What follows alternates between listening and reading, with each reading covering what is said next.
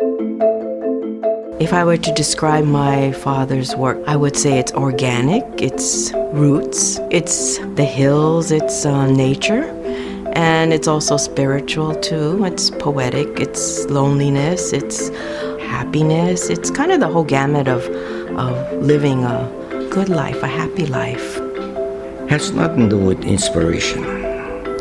If you wait for the divine inspiration, it's going to be once a week probably, if you're going to get there. No, you have to psych yourself, you have to dare yourself, you have to do things that, see, a normal person will draw to the right, then you draw to the left.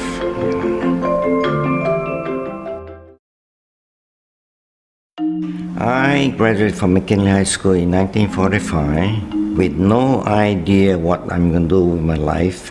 So after graduating, I had all this menial job, dishwasher, working in dark room, and then finally I ended up at Dairyman's, which is medical today. That's when I saw the light. The light means that, is this what I'm going to do my rest of my life? So I decided to be an artist. That's when I decided to go to New York. I go meet for the first time Pompei Akaji, who came back from Italy, Tadashi Saru, Bob Uchikubo, he came back from Chicago Art Institute, and Jerry Okimuru. We're going to form a nice friendship for 50 plus years.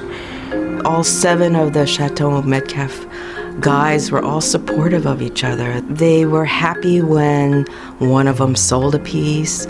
They had no envy of each other.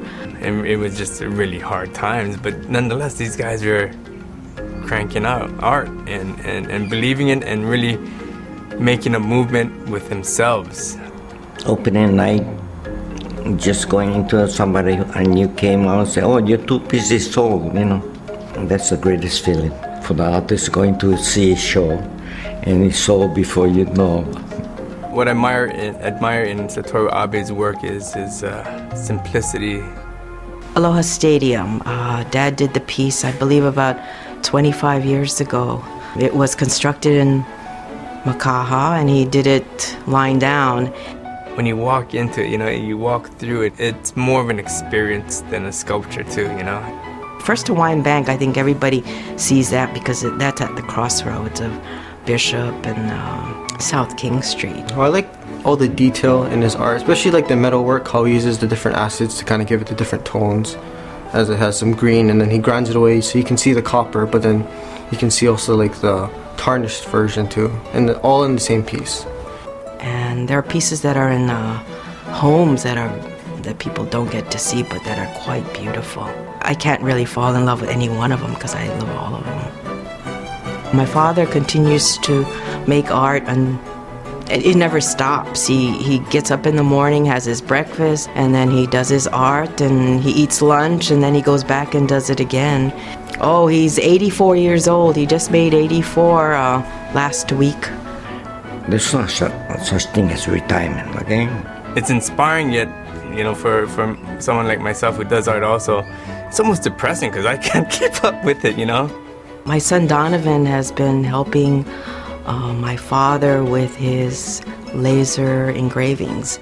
My son adores his grandfather, and it's good for them to bond. Like, I get to see the whole process. I guess I like the completion. So I get to see it from the drawing stage all the way to after he finishes painting it. I like it. It's interesting, yeah. What Satoru Abe has done for the younger artists here is that he's laid out a foundation where there are galleries and art scene here in Hawaii. He's still buying art from the younger artists. He's sort of, to me, like a godfather. A lot of people go to Satoru for advice, and he's, really generous. He is a humble, gentle person that cares. People ask me why I'm so humble, okay? To me, the day I decide to be an artist, that's my ego or myself. After that all happened because of someone else, If looking back, all you have to be is young, and hungry with a dream. And you don't need talent. Talent you acquire, right? Repetition creates skill, right? I'm always discovering new things, even now.